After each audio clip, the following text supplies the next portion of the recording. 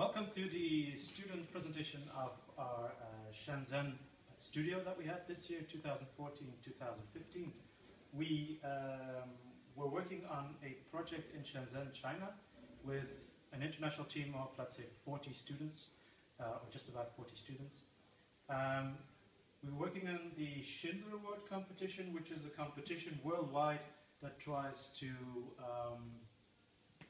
get together students from all over the world to see what we can explore with in terms of architecture, in terms of urban planning. This year we were assigned a plot, which is seen here, and on the scale of Shenzhen, it's located in the east of the city. Now Shenzhen is one of the, it's the most fastest growing city in the world. 40 million people are living there right now, and it's reinventing itself by the second. So what the issues are there is that because it's exploding in terms of population, you can see the uprise of all these towers, commercial buildings that are just constructed there overnight. Within that site, we've seen that the size of this part is exactly the same size as Hasselt, so the city we are in right here, the university. So it's even, part of the city is really, really big. What we tried to investigate with the students is a couple of things. We've seen that there's a highway, or several highways crossing it east-west. We have two north-south. We have a big park. We have a park hill crossing it from the east to the west, a mountain range. We have what they call urban villages, which is very nice to see, or it's completely different than what we know of today. These are all marked in yellow. And then a big part of the study was that it used to be an industrial estate or an industrial site that is really rapidly turning into a housing and culture site.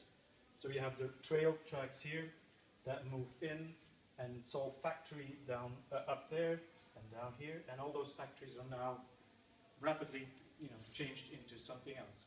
So our students try to explore topics within this plan, and we'll show you now three projects of ours. One dealing with a really large scale development, which is over here.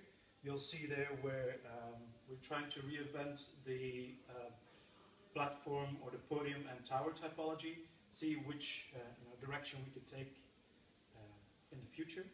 We'll see one project that deals with this industrial site and how that could be turned into something else and not just demolished. So it's about upscaling that. And we'll see one project that deals with the specific things of the urban village.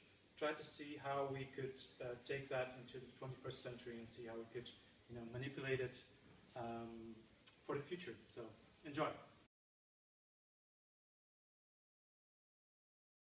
My name is Wouter Verdikt, and I'm going to present to you my project, which I've named Elevating City Life.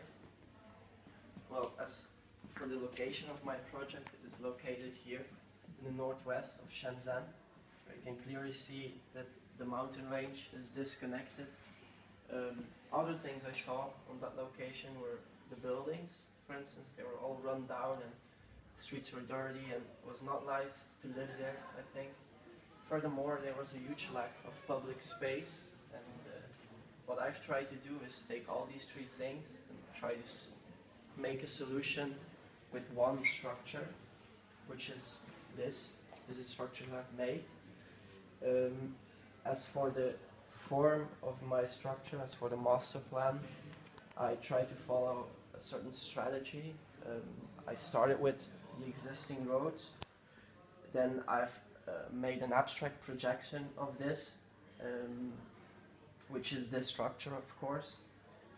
Afterwards, I put a grid on it, a grid measuring 5 by 5 meters, which determines everything. going from the functions of the buildings, the function of the slab, everything. Then the structure more in detail. You can see the towers around it. They're quite standard. They have this social function beneath, then the function of the tower on top of it. I started from this. I started by making the social program larger, integrating transport into it, which creates a slab beneath the towers. On top of this slab you have a new public space offering great views, but I didn't stop there. I went further, I went more radical. I elevated the entire structure in order to let the public space flow beneath, the greenery flow beneath. Then I tried to adjust the towers to make it seem as if they follow the mountain, to visually connect the mountains, but also with this new created public space on top of this slab. You have the public space of the mountains just going and flowing through. Then even more in detail, this slab I've created, it has different functions. It has a huge transportation hub on the lowest floor. On top of that you have living and retail according to needs and according to the people living there, what they want. And on top of that you have this new public space. There's also some things happening beneath the entire structure. So you have different areas where you have shade and where you don't have shade, which is also pretty nice there. And below some key buildings, some key areas, you have attraction, places of attraction like museums, like skate parks. Perhaps if you put a skate park beneath it, you have a skate park which has a roof, which is quite nice. Hello, I'm Chiara, and this is my final project for the Shenzhen Schindler competition. The main idea of my project had been this long strip of public space lifted from the ground and made into layers.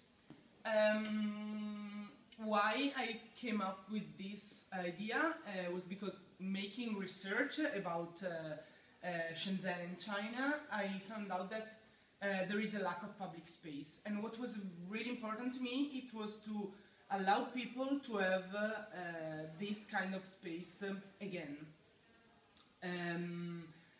To decide where my project should have been after analyzing all the Shenzhen area that the Schindler competition gave us, I decided to focus myself on the northern part of the area where all the industries are. One of the first analyses that I did was about the activities that are there, and since few activities take place really in this area, I decided that it could be a good idea to put my public space there to see what the reaction of this area would have been. So my project, my strip, takes place in the middle of an existing street, but it's lifted from the ground, so what is going on downstairs can still happen, and it's not affected by it. It's affected, but it's not stopped by the placing of my element, my architectural element. So this element, it's lifted from the ground, and it takes place in it has 3 different layers.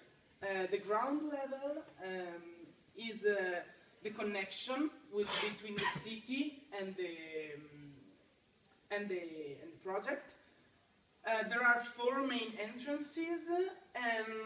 In the first level, it takes place a lot of activities, but I decided to do not design really the space while leaving the people be free to create their own situation and take really action and modify the space as they would want. And in the last layer, I decided to put a lot of green kind of an highway, like the highway in New York, something like this.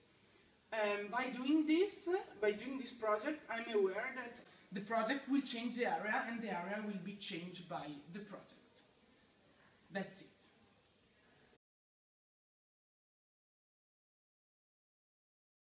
Hello, my name is Annelies and I'm going to present you my model.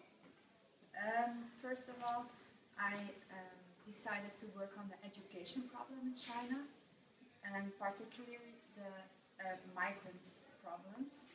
We see that there are many migrant children who are not allowed in the big public schools, so I wanted to deal with this problem.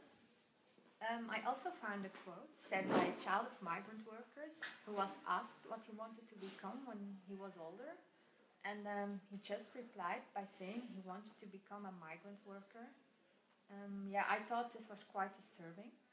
The area I wanted to target is the urban villages, mostly here in the northern part and in the southern part. Why this area? Because there are a lot of migrant workers over there, and I wanted to make some kind of statement to work also with the space in between the tall pencil buildings. Yeah, because it's a waste space, there are a lot of air conditionings, and it's just some kind of ugly space, and I wanted to make it prettier. Yeah, on the plans you can see the master plan, where I made a different small projects with small schools inside of it, where the migrant workers can go to school and have their education.